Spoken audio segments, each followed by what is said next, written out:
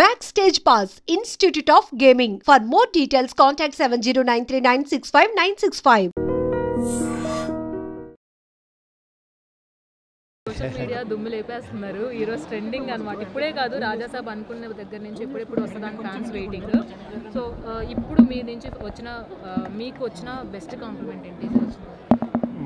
నాకు వచ్చిన best compliment అంటే ప్రభాస్ గారిని ఎలా చూడాలనుకుంటున్నామో అలా చూపించామనేది ఒకటి. నెక్స్ట్ ఎలా చూపించాలేమో అలా అనుకుంటున్నాం అనేది. నెక్స్ట్ ఇంకొకటి, సినిమా చాలా కొత్తగా ఉందని, ఈ జోనర్లో ప్రభాస్ గారిని పెట్టడం అనేది అదొక పెద్ద ఎలిమెంట్ అని. ఇలా అసలు రకరకాలుగా ఇంకా అన్ని పాజిటివ్ కామెంట్స్, ఎక్కడా కూడా ఇలా తీస్తే బాగుంది దాని గురించి టాపిక్ లేకుండా వాళ్ళకు చిన్న సర్ప్రైజింగ్ షాకింగ్ ఎలిమెంట్ లాగా ఉంది. మేము ఫస్ట్ నుంచి ఫీల్ అయింది అదే. అది ఇవాళ ఓపెన్ చేసాము. నిజంగా చాలా హ్యాపీగా ఉందండి మీ అందరు ఇలా మాట్లాడటం. బిగ్గెస్ట్ హారర్ ఫ్యాంటసీ ఇండియన్ స్క్రీన్స్లో అన్నారు అంటే దాని మీనింగ్ ఏంటి సార్? డెఫినేషన్ ఏం చెప్తారు? అంటే నేనేంటంటే 2012లో ప్రేమ కథ చిత్రం తీశాను. అప్పుడు తీసినప్పుడు ఏంటంటే హర్రర్ కామెడీ, దాని తర్వాత ఒక నియర్ బై ఒక 500 ఫిలిమ్స్ వచ్చి ఉంటాయి ఈ సౌత్ ఇండియా మొత్తంలో. హిందీలో కూడా ఆ జానర్ వెళ్ళింది. బట్ హర్రర్ కామెడీలో కాకుండా హర్రర్ కామెడీలో ఒక ఫ్యాంటసీని యాడ్ చేయటం అంటే ఇంతవరకు అంటే హాలీవుడ్లో కూడా వేరే చేశారు కానీ జానర్స్ ఇలా రెండు మిక్సెస్ చేయలేదు. దాన్ని నేను యాక్చువల్గా రాసి దాన్ని కొత్తగా చేశాను. అది ఫైనల్ అవుట్పుట్ అయితే చాలా బాగా వచ్చింది. అదే సార్ ఫస్ట్ టైం ముందు మాట్లాడుతూ ఆయన ఫింగర్స్ కూడా యాక్ట్ చేస్తాయి అని చెప్పారు మీరు. వెనక నుంచి నడుస్తున్నా కానీ ఆయన ఇందులో మెయిన్గా 3 జోనర్స్ని టచ్ చేశారు: కామెడీ, థ్రిల్లర్, రొమాంటిక్. అవును, మీకు ఏమనిపించింది సార్? 3 పర్ఫెక్ట్గా డీల్ చేశాను అనిపించింది. ఆయన 3 పర్ఫెక్ట్గా కథలో బ్లెండ్ అయిన అనిపించింది. వీటితో పాటు చాలా మంచి బలమైన ఎమోషన్ కూడా ఉందన్నమాట సినిమాలో. అది కూడా మీరు చూస్తారు. సార్ ఫస్ట్ టైం మీరు విఎఫ్ఎక్స్ ఎక్కువ బేస్ అవుతున్నారు. విఎఫ్ఎక్స్ దీని మీద ఏమన్నా కంప్లైంట్స్ ఉన్నాయంటే మీకు నేర్చుకోవాలి కదండి. నేను వచ్చిందే ఫస్ట్ యానిమేషన్ బ్యాక్గ్రౌండ్ నుంచి. నేను మా ఆ యానిమేషన్లో నేను 2003లో 2000 నుంచి యానిమేషన్లోనే చేశాను. అప్పటికి ఇంకా సీజీలు అవి రాలా. నేను యానిమేషన్ ఫ్యాకల్టీగా చేసేవాడిని. 2D యానిమేషను, దాని తర్వాత 3D వాళ్ళకి ఫ్యాకల్టీగా చేసేవాడిని. దాని తర్వాత నాకు ఎప్పుడు ఆపర్చునిటీ రాలేదు. నేను యాడ్స్ ఏవో చేసేవాడిని కానీ దాని తర్వాత ఈ రోజుల్లో బస్ స్టాపు ఈ సినిమాలన్నీ రాయడం యాక్చువల్గా నేను చేసేవాడిని. నేను బిఫోర్ కూడా అన్నా, విఎఫ్ఎక్స్ సినిమా తీసినప్పుడు వాట్ అయ్యాం అనేది నిజంగా తెలుస్తుంది. దాని గురించి వెయిట్ చేస్తున్నానన్నా. ఇది కరెక్ట్గా నాకు యాక్చువల్గా బడ్జెట్స్ ఇవన్నీ దొరికినాయి అనమాట. ప్రభాస్ గారి కెరియర్కి ఇది ఎలా ఉంటుంది సార్? చాలా కొత్తగా ఉంటుందండి. ఎందుకనంటే ఆయన ఈ జోనర్లో ఇలా చేయడం అనేది గ్రేట్ కాబట్టి. ఫస్ట్ పెరిగింది కాబట్టి డెఫినెట్గా సినిమా కోసం వెయిట్ చేయండి. సినిమా వచ్చినప్పుడు చూడండి. ఇలాగే మమ్మల్ని ఎంకరేజ్ చేయండి. మోర్ పాజిటివ్ ఇవి మీరు ఇంకా చూడబోతుంటారు. హై సార్, ఎలా ఉన్నారు? సో ఫస్ట్నే దాని గురించి మాట్లాడుతున్నాను. జాతిని తగలబెట్టబోతున్నామని షర్ట్ మీద ఇండికేషన్ వేశారు. దాని meaning that is a fans function. I want to make them happy and I want to make them how confident we are, and because I always interact with fans of every hero when I make a film, when I am part of a film. So I asked director Marthi garu, shall I? He said it's okay. So I will like that. Sir మేము ఇలాంటి పదాలు వినాలనుకుంటున్నాం. Rooted పదాలు, జాతిని తగలబెట్టబోతున్నాం అలాంటి పదాలు. మీరు ఇంగ్లీష్లో చాలా పాజిటివ్గా మాట్లాడుతున్నారు. First So being it's a parent film, I have to talk every language, especially English.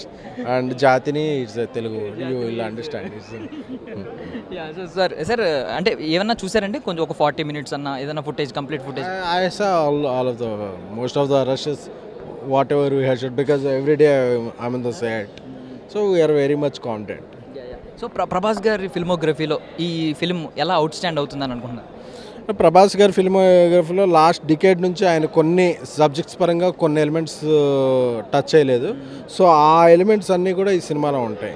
So ఫ్యాన్స్కి ఒక ఫుల్ ఫీస్ట్.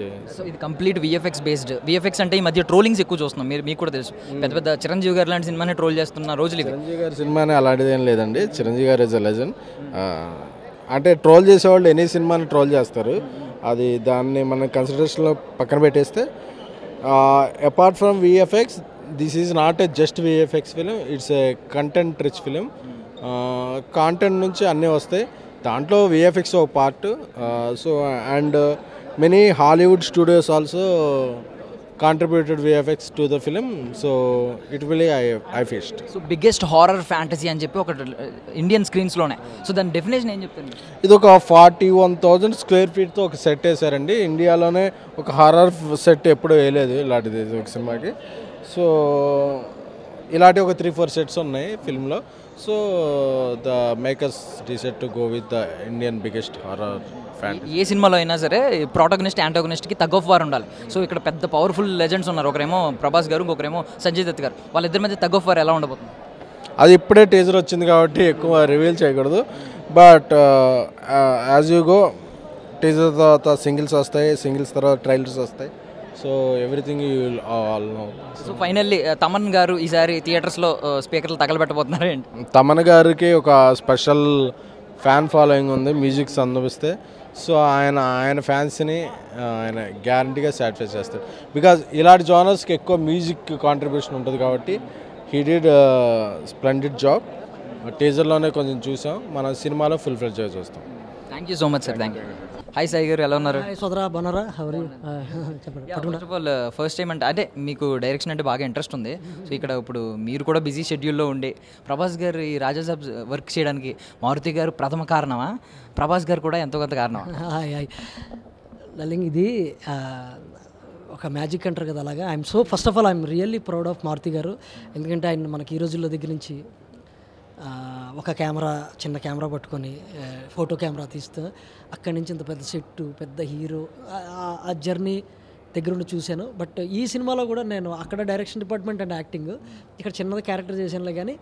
కానీ ఫుల్ లెంత్ నేను కూడా వన్ ఆఫ్ ద క్రియేటివ్ టీంలో భాగంగా ఉండడం ఐఎమ్ సో హ్యాపీ.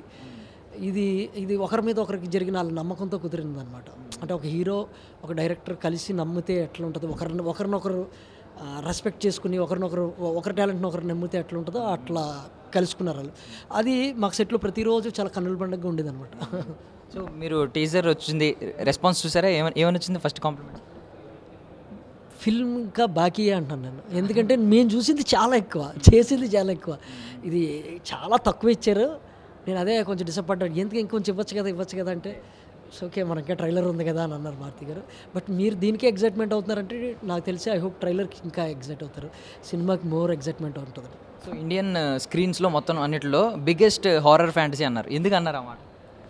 అంటే హారర్కి నాకు తెలిసి మన ఇండియాలో ఇంత ఎక్స్పెన్సివ్ చేసి ఉండరు. హారర్ జానర్ అనేటప్పటికి దాని లిమిటెడ్ బడ్జెట్ అదే ఉంటుంది కదా. మీరు చూసారు కదా సెట్ కానీ, దీని పనిచేస్తున్న గ్రాఫిక్స్ టీమ్ కానీ.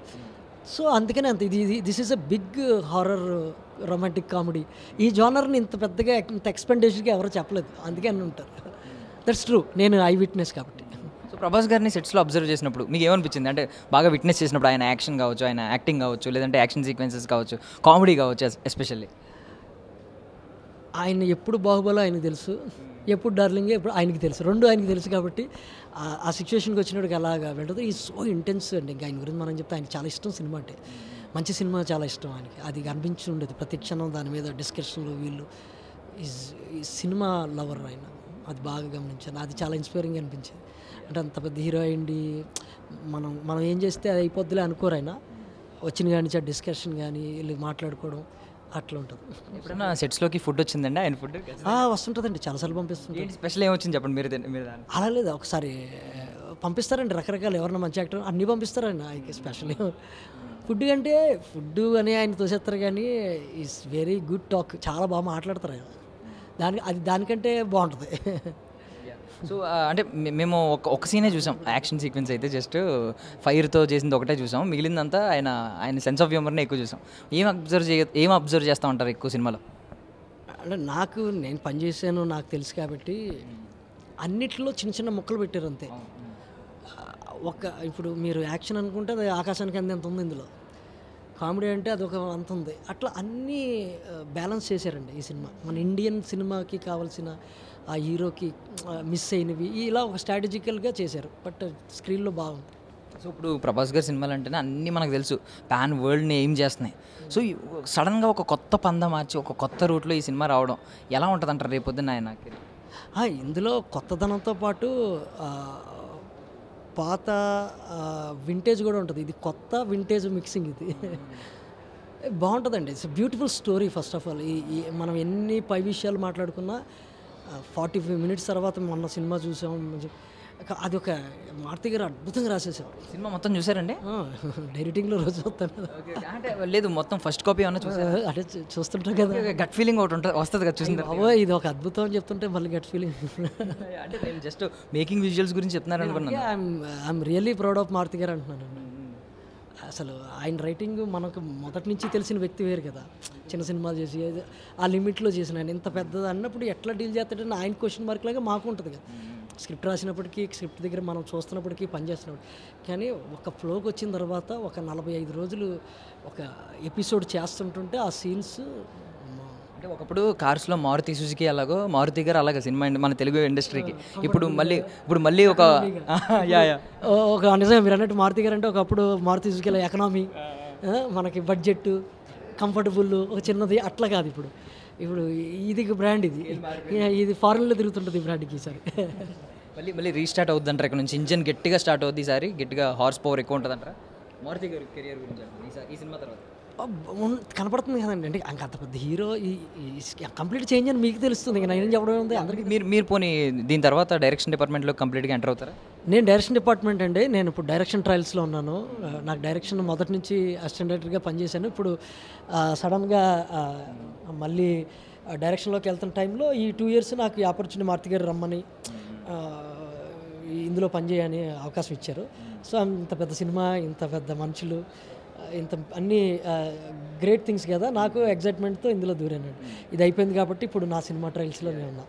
ప్రభాస్ గారు ఏమైనా కథ చెప్పే ప్రయత్నం చేశారు? ప్రభాస్ గారిది కాదండి, మనం చిన్నగా ఇప్పుడు ఏదైనా గెలిచిన తర్వాత ఇది మారుతి గారు ఎలా వచ్చారు చూడండి, కన్స్ట్రక్టివ్గా ఉండాలి ఫస్టే, అన్ని అందరి వాటిని మనం ఆశించకూడదని.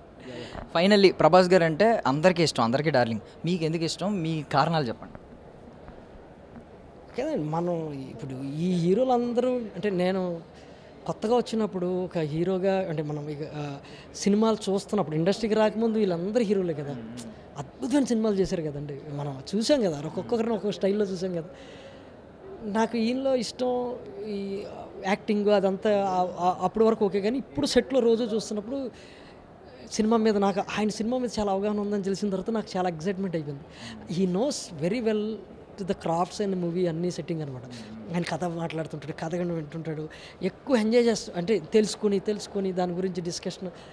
ఒక హీరో వచ్చి జస్ట్ అట్లా ఉంటారు ఆయన, అది నాకు నచ్చింది, నాకు బాగా నచ్చేసాడు. అతను కథ గురించి అంత బాగా ఎంత ఇంటెన్షన్గా వింటుంటాడు, సీన్ బాగుంటే ఎగ్జైట్ అయిపోతుంటారు. ఫ్యాన్స్ ఎలా బిహేవ్ చేస్తారో ఆయన బిహేవ్ చేస్తుంటాడు. నేను ఇందాక మారుతి గారితో అదే అంటాను, ఫ్యాన్స్ ఎగ్జైట్మెంట్ ఎలా ఉందో ఈయన ఎగ్జైట్మెంట్ సేమ్ ఉందండి. వీళ్ళిద్దరు సేమ్ ఒకలాగా ఉన్నారు. అంటే సీన్ బాగుందంటే ఈయన, సీన్ బాగా వచ్చిందంటే వాళ్ళు ఎలా ఎగ్జైట్మెంట్ అవుతారో వీళ్ళిద్దరూ అట్లా ఉంది అనిపించింది. Thank you so much sir. Raja Saab మీ కెరియర్లో కూడా మీ ఫిల్మోగ్రఫీలో కూడా ఒక మంచి మార్క్ క్రియేట్ చేసి నిలబడాలి. లేకపోయినా మనం ఇందులో జస్ట్ టెక్నీషియన్ ఇక్కడి నుంచి చాలా నేర్చుకోవడం, ఇక్కడి ఇది అబ్జర్వేషన్ చేయడం, కానీ ఇది ఒక ఆపర్చునిటీగా నాకు ఫర్దర్ వర్క్లకు ఉపయోగపడుతుందని ఆశిస్తున్నాను. థ్యాంక్ యూ సో మచ్ అండి. దిస్ ఇస్ కంప్లీట్లీ మారుతి గారు, ప్రభాస్ గారి cinema. Thank you. Horror fantasy అనమాట ఆ సినిమా పేరే ది రాజా సాబ్. ఎందుకంటున్నారంటే అది కూడా సెట్స్ చూసారు కదా ఎంత గ్రాండియర్గా ఉందో.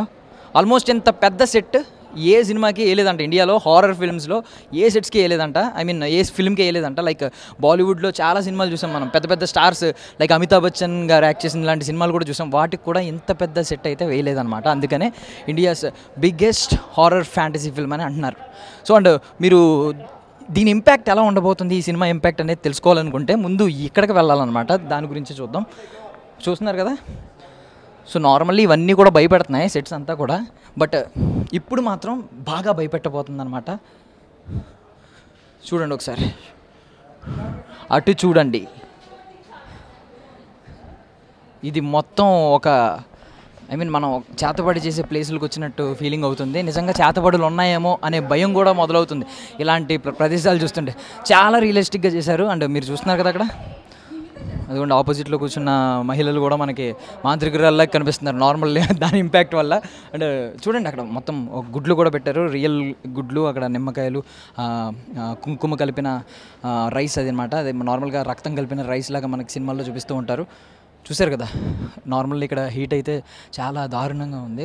మేబీ మీరు ఆన్ స్క్రీన్ కాబట్టి మీరు దీన్ని అబ్జర్వ్ చేయలేరు, నేను కాబట్టి ఎక్స్పీరియన్స్ చేస్తున్నాను. ఇదిగోండి ఇక్కడ చూడండి, ఒక పొట్టేలు తలకాయ అనమాట, బట్ రియల్ కాదు, ఇది విఎఫ్ఎక్స్. బికాజ్ యానిమల్ని మనం హెరాస్ చేయకూడదు కాబట్టి, యానిమల్స్ని మనం బాధ పెట్టకూడదు కాబట్టి అక్కడ అన్ని మొత్తం సెట్సే ఉన్నాయి.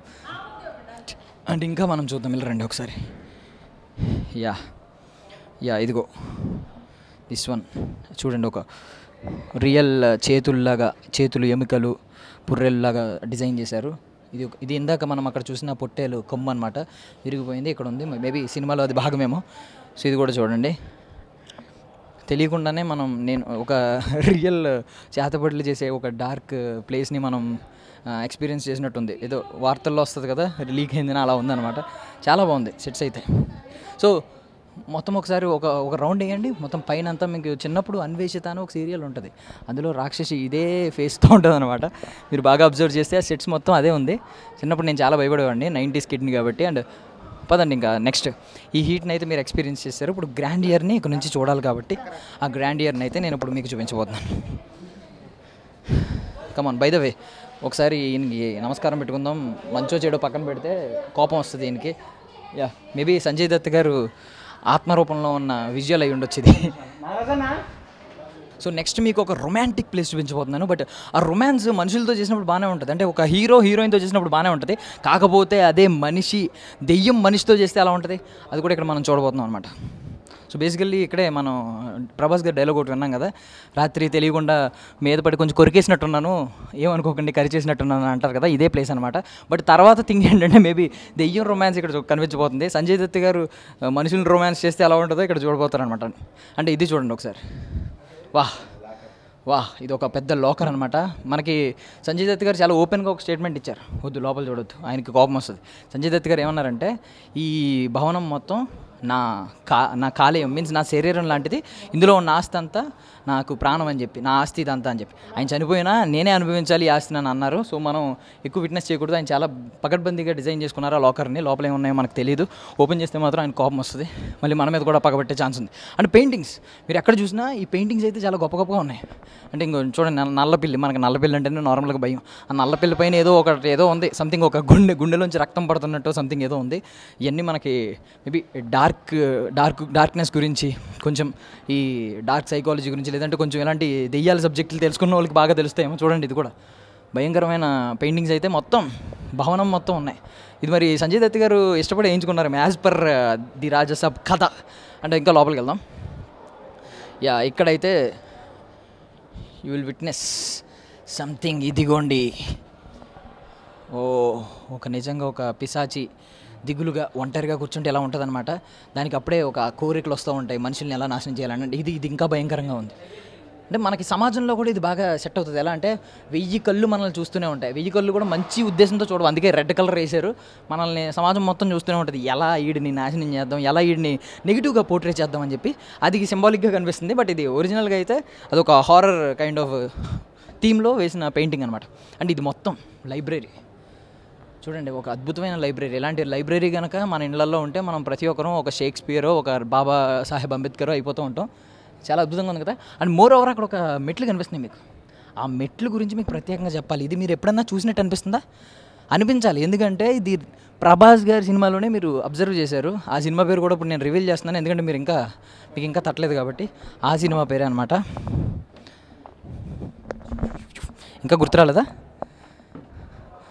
సో ఒక లవ్ స్టోరీ, ప్రభాస్ గారు ఒక లవ్ స్టోరీలో రీసెంట్గా యాక్ట్ చేశారు, దాని పేరే రాధేశ్యామ్. వదిలే, పైకి వెళ్తుంటే కొంచెం భయంగా ఉంది నాకు కూడా. రాధేశ్యామ్ సినిమాలో ప్రభాస్ గారు ఫస్ట్ ఒక ప్రీల్యూడ్, ఒక టీజర్ వచ్చింది కాబట్టి ఆ గ్లిమ్స్లో ఫస్ట్ ప్రభాస్ గారు ఇలా దిగుతూ ఉంటారు. ఇదే ఆ సెట్ లాగా ఉందన్నమాట. మేబీ ఇదే సెట్టో లేదంటే దాని కైండ్ ఆఫ్ డిజైన్ ఇది కూడా ఉందో లేదు. అండ్ మోర్ ఓవర్ ఒకసారి సంజయ్ దత్ గారిని చూపించు. సో సంజయ్ దత్ గారిని ఇక్కడ అబ్జర్వ్ చేస్తే, ఆయన ఎప్పుడో పురాతన కాలంలో జన్మించిన వ్యక్తి. ఆయన మనవల్లో ఒకడు ప్రభాస్ గారు, యాజ్ పర్ ది రాజసాబ్ కథ. బట్ పురాతన కాలంలో కూడా ఎంత స్వాగ్, ఎంత స్టైలిష్గా ఉన్నారు సంజయ్ దత్ గారు. ఇదనమాట మన మన ఐ మీన్ జెన్జీ కదా ఇప్పుడు అంతా. సో జెన్జీకి అనుగుణంగా ఉండేలా డిజైన్ చేశారనమాట ఇదంతా. మోర్ ఓవర్ ఇక్కడ ఒక తాళం ఉంది. మేబీ సినిమాలో ఇది ఏమన్నా కీ రోల్ అవ్వబోతుందా, ఐ మీన్ ఈ కీ ఏమన్నా కీ రోల్ ప్లే చేయబోతుందా చూద్దాం. మేబీ సినిమా చూసిన తర్వాత మనకి అది అర్థం అవుతుంది. ఇక ఇప్పుడు అస్సలైన గ్రాండ్ ఇయర్ మీకు చూపించబోతున్నాను అనమాట. యాక్చువల్లీ ఈ సెట్ డిజైన్ చేసింది రాజీవన్ నంబియార్ అని ఒక మంచి ఆర్ట్ డైరెక్టర్. ఆయన కెరియర్లోని ఇది ఒక పెద్ద సెట్స్ అని చెప్పి ఆయన కూడా చెప్తున్నారు. అండ్ ఒకప్పుడు మనకు బౌన్సర్లు బ్లాక్ డ్రెస్లు వేసుకుని ఎలా ఉంటారు, ఒకప్పుడు ఇలా ఉండేవారు అనమాట. మన రాజుల కాలంలో రాజులకి సైనికులు ఈ కైండ్లో ఉండేవారు అనమాట. మేబీ ఎలా ఉంటారని లేదు కానీ కొత్తదనం చూపించారు. కల్కి సినిమాలో ఎలా చూపించారో ప్రభాస్ గారి విషయంలో కొన్ని అప్డేటెడ్, ఇది కూడా అలా కొత్తగా చూపించారనమాట. అండ్ మీరు ఇది కూడా బాగా అబ్జర్వ్ చేశారు, ఈ ఫ్యాన్స్ తిరుగుతూ ఉంటాయి కదా, మీరు ఇది కూడా చూస్తుంటారు. యాక్చువల్లీ అక్కడ రెగ్యులేటర్ ఉంది, అది తిప్పుతుంటే ఈ ఫ్యాన్స్ తిరుగుతున్నాయి అనమాట. సో ఇది మనం సినిమాలో చూసాం. సో యాక్చువల్లీ ఎక్కువ తిరిగేస్తున్నాయి. సో ఇదనమాట. అండ్ పైకి ఒకసారి వెళ్దాం, ఆ స్టెప్స్ చూసారు కదా. సో అండ్ మోర్ ఓవర్ ఇదే ప్రభాస్ ఫస్ట్ లుక్లో మనకి కనిపించారు కదా. ఫస్ట్ లుక్లో చాలా పాష్గా ఒక స్టిల్ ఇచ్చారు కదా, ఇదే అన్నమాట అది. మేబీ నేను కూడా కూర్చుంటే సంజయ్ దత్ గారికి మనవడిని అవుతానేమో చూద్దాం. ఆయన కూడా నన్ను వెంటాడి మేబీ నాకు ఏమన్నా ఆశిస్తారేమో చూద్దాం. Yeah next. సో ఇక మనం పైకి వెళ్దాం రాజభవనంలోకి. అదిగోండి రాజాది రాజా, సంజయ్ దత్ గారి పేరు నాకు తెలీదు, బట్ రాజాది రాజా మహారాజా చక్రవర్తి చనిపోయిన తర్వాత కూడా ఆస్తిని అనుభవించాలనుకుంటున్న మన సంజయ్ దత్ గారు ఇక్కడే ఉన్నారు. మరి ఆయన చిహ్నం ఏంటో తెలియదు కానీ కింద లియో సినిమాలో లాగా ఒక గ్రెద్ద ఉందన్నమాట. దీన్ని డ్యాగ్ అంటారు, కొంతమంది గ్రెద్ద అంటారు, బట్ ఇది చాలా ప్యూర్ ఐరన్, అసలు మొయ్యలేకపోతున్నాను. ఓ మై గాడ్, మేబీ ఇది స్టిక్ చేస్తారేమో. నేను చాలా కష్టపడ్డాను దాన్ని లేపడానికి. ఎస్, ఇది కూడా చాలా బరువుగా ఉంది, బట్ గోల్డ్ కాదు, బ్రాంజ్. గోల్డ్ అయితే మనమే తీసుకెళ్ళిపోయేవాళ్ళం. ఎస్, చూడండి ఇవన్నీ వింటేజ్లో ఒకప్పుడు మన ఓల్డ్ ఆర్కిటెక్చర్ ఉండేది కదా ఇదంతా. అండ్ ఓల్డ్ అప్పుడు థింగ్స్ ఇలా ఉండేవన్నమాట, దీపపు కుందీలు, బికాజ్ అప్పుడు ఎలక్ట్రిసిటీ లేదు, బట్ ఇందులో ఎలక్ట్రిసిటీ కూడా ఉందనుకోండి. ఏంటి. సో ఇంకా మిగిలిన ప్యాలెస్ కూడా చూసేద్దాం. మై గాడ్ అడుగడుగున మర్రి చెట్టు. అంటే మర్రి చెట్టు యాక్చువల్లీ ఒకప్పుడు ఏంటంటే ఇలా భవనాల మధ్యలో మర్రి చెట్లు ఉండేవి. అంటే అందరికీ కాదు, కొన్ని భవనాలు ఏంటంటే పాడుబడిన భవనాలు అంటారు. వాటికి ఏంటంటే మధ్యలో చిన్న రావి చెట్లు మర్రి చెట్లు మొలిచి పెద్దగా అయిపోయి ఇంకా ఇలా ఓడలు ఏలాడుతూ ఉంటాయి అన్నమాట భవనాల్లో. ఇది కూడా అలాగే ఒక పురాతనబడిన మర్రి చెట్టు. అండ్ ఇదిగోండి ఇందాక మనం చూసినట్టే ఒకటి ఉంది ఇక్కడ చూడండి, అది ఒక బావి అనమాట. అక్కడ చూడండి మళ్ళీ క్షుద్ర పూజలు చేయడానికి ఇంకొక ప్లేస్ ఉంది ఇక్కడ. అక్కడ నిజంగానే ఒక ఎముకలు ఉన్నాయి. అక్కడ ఎవరో ఒక వ్యక్తి కూర్చుని దాన్ని ఏదో ఎక్స్పీరియన్స్ చేస్తున్నాడు. ఏ మంత్రాలు ఓం బగబుగే భగిని భాగోదరి అని ఏదో చదువుతున్నాడు. మేబీ అతనికి కూడా ఏదైనా ఆ ప్రభావం వచ్చి రేపొద్దున్న అతని మీద కూడా ఏదైనా ఆత్మ, సంజయ్ దత్ గారి ఆత్మ లాంటిది ఏమైనా పడుతుందేమో చూద్దాం. అండ్ మోర్ ఓవర్ గోడల మీద చూడండి ఏదో ఒక లిపి రాసి ఉందన్నమాట. అది ఏంటి అసలు ఏ భాష అనేది మనకు తెలియదు. మేబీ సినిమా చూసిన తర్వాత, బట్ మన దగ్గర కెమెరాల్లో గూగుల్ లెన్స్ ఉంది, దానిలోంచి మనం వెతకొచ్చు, కావాలనుకుంటే ట్రాన్స్లేటర్లో వెతకొచ్చు.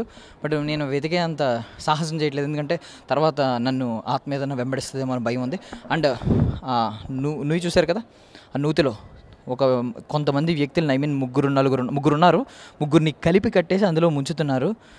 సో ఇది మేబీ పురాతన కాలంలో ఇలాంటి శిక్షలు ఉండేవేమో మేబీ ఆ టైంలో.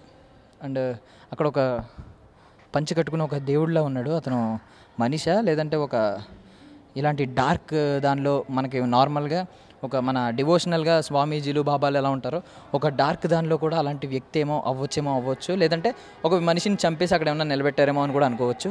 మొత్తం పుర్రెలతోనే డిజైన్ చేశారు. అండ్ మోర్ ఓవర్ మీకు ఫాంట్ అయితే మాత్రం మీకు ట్రాన్స్లేట్ చేసుకోవడానికి మీకు చూపించాం కదా, స్క్రీన్ షాట్ తీసుకొని ఒకసారి ట్రాన్స్లేట్ చేయండి, అందులో ఏముంది. సో మొత్తం ఇదంతా అనమాట. మనం ఇదంతా తిరిగితే మనకు ఓపిక కూడా సరిపోదు కాబట్టి, ఐ మీన్ నాకు సరిపోదు కాబట్టి, ఆల్రెడీ నేను చాలా వీక్గా ఉన్నాను. ఇప్పటికే దెయ్యం పట్టుద్దేమో అని భయంతో ఉన్నాను. ఇంకా వీక్ అయిపోతే ఖచ్చితంగా దెయ్యం పట్టుద్ది, పట్టకపోయినా నేనే పట్టినట్టు ఫీల్ అవుతాను కాబట్టి ఇంక వెళ్ళిపోదాం. అని మనం నెక్స్ట్ సెగ్మెంట్కి వెళ్ళిపోతే ప్రభాస్ గారు అనగానే మన అందరికీ గుర్తొచ్చేది ఏంటంటే, బికాజ్ ఆయన గురించి ప్రతి సెలబ్రిటీ చెప్పేది భోజనాలతో పెట్టి చంపేస్తారని చెప్పి. మనకి డార్లింగ్ సినిమాలో ఒక క్యారెక్టర్ ఉంటుంది, బాబు తిన్నావా అని చెప్పి. ప్రభాస్ గారు ఒరిజినల్ క్యారెక్టర్ అదేనమ్మా అనమాట. బాబు తిన్నారా అని చెప్పి మధ్యాహ్నం క్యారేజీలు ఇంటి నుంచి పంపిస్తూ ఉంటారు. భీమవరం ఫుడ్ అంతా ఇక్కడే ఉంటుంది. సో అందుకే ఎంత పెద్ద టేబుల్ అరేంజ్ చేశారనమాట. మేబీ నాకు తెలిసినంత వరకు cinema shooting, I mean cut చెప్పిన తర్వాత షూటింగ్ అంతా ఇక్కడే కూర్చుని పైన ఒక క్లాత్ వేసి దీన్ని డిస్టర్బ్ చేయకుండా అందరూ కూర్చొని నవ్వుతూ తినుంటారు. నాకు తెలిసి అట్లీస్ట్ షూట్ ఎండ్ అయిపోయిన తర్వాత అయినా దీని మీద తినుంటారేమో అనిపిస్తుంది. చాలా బాగుంది కదా. ఒకప్పుడు రాజులు దాంట్లో ఎలా ఉండేదన్నమాట, మనకి మల్లేశ్వరి సినిమాలో చెప్తాడు కదా, అక్కడ నెయ్యి అక్కడ పప్పు ఉంటుంది, నెయ్యి తెచ్చుకోవాలంటే ఆ చివరికి వెళ్ళాలి, నెక్స్ట్ టైం వచ్చినప్పుడు అటువైపు కూర్చుంటా అని వెంకటేష్ గారు కామెడీ చేస్తారు కదా, సేమ్ ఆ కైండ్ ఆఫ్ టేబుల్ ఉందన్నమాట. ఒక పెద్ద టేబుల్, మేబీ రాజుల కాలంలో ఒక 10 మంది 15 మంది 20 మంది కలిసి తినేవారేమో ఇలాగా. ఇక మనం ఫుడ్ ఐటమ్స్ చూసాం, మరి ఫుడ్ ఎక్కడ తయారవుద్ది? కిచెన్లోనే కదా. సో అంత మంచి ఫుడ్ ఐటమ్స్ తయారు చేయడానికి కిచెన్ కూడా బాగుండాలి కాబట్టి ఇదిగోండి ఇదంతా కిచెన్ అనమాట. మన చిన్నప్పుడు మన అమ్మమ్మల ఇంటికి వెళ్ళినప్పుడు చూస్తూ ఉంటాం, అంటే మన అమ్మలు కూడా కొంతమంది బాగానే చేసేవారు అనుకోండి, ఈ జనరేషన్లో లేదు. చూడండి అన్నీ మంచి మంచి అప్పడాలు, ఎండుమిర్చి ఇలాంటివన్నీ, అప్పడాలు కొన్ని ఏంటంటే పిండి వంటలు ఇలాంటివన్నీ కనిపిస్తూ ఉన్నాయి ఇక్కడ. అండ్ చూడండి ఇలాంటి ఎస్పెషల్లీ ఇలాంటి చాప, ఇలాంటి ట్రంక్ పెట్టి ఇవన్నీ మనం ఇంకోండి ఇలాంటి అర్మార్ ఒకటి. సో ఇలాంటివన్నీ మనం ఖచ్చితంగా మన అమ్మమ్మల ఇంటికి వెళ్ళినప్పుడు మాత్రం అబ్జర్వ్ చేసేవాళ్ళం. ఇప్పుడైతే లేదు. ఇంకా మధ్యలో మేబీ సెట్స్లో కూడా ఇది వస్తుందా ఏంటి, అంటే 2 మిక్స్ చేసి చేస్తారంటే తెలియదు, కానీ ఇక్కడ మైక్రోవేవ్ ఒకటి ఉంది. మైక్రోవేవ్ ఎందుకు వచ్చిందో నాకైతే అర్థం కాలేదు. అండ్ ఒకప్పుడు స్విచ్చెస్ మీకు ఐడియా ఉంది కదా, ఇది బెల్ లాంటి స్విచ్, ఇదేమో పైకి కిందకి టక్ టక్ టక్ టక్ టక్ టక్ అంటారు కదా, అది. యా నెక్స్ట్ ఇంకా ఇవన్నీ అనమాట. లోపల ఏమున్నాయి చూద్దాం. అసలు ఖాళీయేనా? అన్నీ ఖాళీయే. మరి షూట్ అయిపోయిన తర్వాత ఇవన్నీ ఏం చేస్తారనేది నాకు ఒక డౌట్ ఉంది. బట్ మధ్యలో వాడినట్టున్నారండో. నెయ్యి ఉంది ఇక్కడ, నెయ్యి ఉంది, కారం ఉంది, పంచదార ఉంది, పర్వాలేదు. కొంచెం రియలిస్టిక్గా కనిపించడానికి కొన్ని మన కిరాణా సామాన్లు కూడా ఇక్కడ అయితే ఉంచారు. ఏంటి నాకు తెలియక అడుగుతున్నాను, సంజయ్ దత్ గారు అక్కడ కూర్చుని, ప్రభాస్ గారు అక్కడ కూర్చున్నారు, మళ్ళీ ఇక్కడ కూడా ఒకటి ఉంది. అంటే ఎక్కడ ఖాళీ దొరికితే అక్కడ కూర్చుంటూ ఉంటారేంటి? ఆయన కూర్చోడానికి ఇలాంటి పెద్ద పెద్ద సింహాసనాలు వేస్తూ ఉంటారేంటి? సర్లేండి పదండి వెళ్దాం. ఇక ఫైనల్లీ ఇంకొక ప్లేస్ చూపిస్తున్నాను. మొత్తం విజువల్స్ నేను మీకు చూపించలేను కాబట్టి మేమైతే విజువల్స్ అన్నీ మీకు ప్లే చేస్తూ ఉన్నాం, ప్రతిదీ చూడండి. బట్ దీని గురించి నేను ఎక్స్ప్లెయిన్ చేయాలి. అది ఇప్పుడైతే మనకి ఈ స్పీకర్లు, హోమ్ థియేటర్లు ఇవన్నీ ఏడ్చినాయి, కానీ ఒకప్పుడు ఇంక ఇవే ten ten ten ten ten ten ten ten ten అంటే నాకు పొరపాటున ప్రభాస్ గారి బదులు వెంకటేష్ గారు గుర్తొచ్చేసారు. నువ్వు నాకు నచ్చావు సినిమాలో వాయిస్తారు కదా, నాకు ఆ కైండ్ గుర్తొచ్చింది అనమాట. గుర్తొచ్చి ఇది జరుగుతుంది. సో పియానో కూడా ఒక డిమానిక్ స్టైల్లో చేశారు. మేబీ ఇది మనం ముట్టుకోకూడదేమో. ఇది ప్రభాస్ గారు పియానో కాదు, సంజయ్ దత్ గారు పియానో. ఆయన మేబీ ఎందుకు డిజైన్ చేసుకున్నారో నాకు అర్థం కాలేదు, కానీ భయపెడుతూనే డిజైన్ చేశారు. దీనిలోంచి ఖచ్చితంగా నాకు తెలిసినంతవరకు ఏదో ఒక మంచి మ్యూజిక్ సంజయ్ దత్ గారు ప్లే చేయడం మనం వినడం జరుగుతుంది అనమాట. అంటే తమన్ గారు ఇస్తారు ఆ బీజిఎం, అద్భుతమైన బీజిఎం ఇవ్వబోతున్నారు, భయపెట్టే బీజిఎం. అద్భుతమైందంటే మళ్ళీ వేరేది అనుకోవచ్చు. అండ్ అమ్మ ఇంత నెగిటివ్, ఇంత డార్క్ సెట్స్లో కొంచెం ఒక ఏంజెల్లా కనిపించింది. Thank you so much. కొంచెం నీ వెలుగు చూసిన తర్వాత కొంచెం నాకు భయం పోయింది అనమాట, భయం తగ్గింది, కొంచెం పాజిటివిటీ వచ్చింది. Thank you so much. But Angel చేతిలో వెలుగుంది, మేబీ ల్యాంప్. అంటే ప్రభాస్ గారికి సెట్స్లో ఈ కథ రాజాసాబ్ కథలో ప్రభాస్ గారికి సపోర్ట్ చేయడానికి కొన్ని పాజిటివ్ పవర్స్ కూడా ఉన్నాయన్నమాట. నెగిటివ్ ఆరాలే కాదు, కొన్ని పాజిటివ్ ఆరాలు కూడా, అలాంటి ఏంజల్ ఆరాలు కూడా ఉండబోతున్నాయని అర్థమవుతుంది. సో ఓవరాల్గా చూడండి, ఒక్క రౌండ్ వేయండి. అమ్మా 2 కళ్ళు చాలా అన్నారు, చుట్టూ ఒక 10 కళ్ళు ఉన్నా కూడా సెట్స్లో ఏదో ఒక భాగం మన కంటికి అందకుండా మిగిలిపోయేలా ఉందన్నమాట. ఇది సిచ్యువేషన్. సో అందుకే అన్నారు biggest horror fantasy ever in Indian history, in Indian film history అని చెప్పి. ది రాజాసాబ్ మారుతి గారి కెరియర్లో ఖచ్చితంగా ఒక సూపర్ చిత్రంగా మిగిలిపోబోతుంది. అండ్ ప్రభాస్ గారి టైమింగ్ని, కామెడీ టైమింగ్ని మళ్ళీ మనం చూడబోతున్నాం. దాంతోపాటు ఒక సరికొత్త క్యారెక్టర్, ప్రభాస్ గారి ఒక డిమోనిక్ క్యారెక్టర్ మనం చూసాం కదా, ఆయన నాకు తెలిసి దాని ఏమంటారు మాంత్రికుడో సంథింగ్ ఏదో. సో ఆయనకి సంజయ్ దత్ గారికి ఒక టగ్ ఆఫ్ వార్ మనం చూడబోతున్నాం. సో అప్పుడు చూసినప్పుడు దీని గురించి ఇంకా గొప్పగా రివ్యూలు చెప్పుకుందాం. That's all for now. This is Darshan from I dream media. Thank you so much for watching.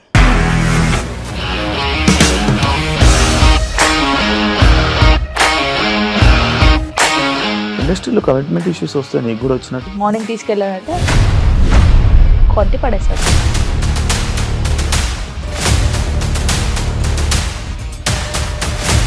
ఒక్కళ్ళు కూడా చూడలేదు ఈ సినిమా అని చెప్పడానికి కూడా చాలా ధైర్యం కావాలి. అది నిజం కదా, దాంట్లో ధైర్యం ఏంటి? ఇది నెక్స్ట్ డే ప్లేట్ మార్చేస్తే తప్పు కదా. As of now we are comfortable this అని నేను అనుకుంటున్నాను. రష్మిక గారిది మీది ఒకే ఊరు అంటే కదా. నీకు కోపం వచ్చిందంటే బాగా తిట్టేత్తరా? తిట్టేద్దామండి. నిజంగా గేమ్ ని ఎలా చేంజ్ చేయగలిగారు? ఏపీఎస్ఎఫ్సి వాళ్ళకి 6 నెలల్లో నేను 6 లక్షలు కట్టా. బిజినెస్ చేయాలనుకుంటే it is as difficult as riding a tiger.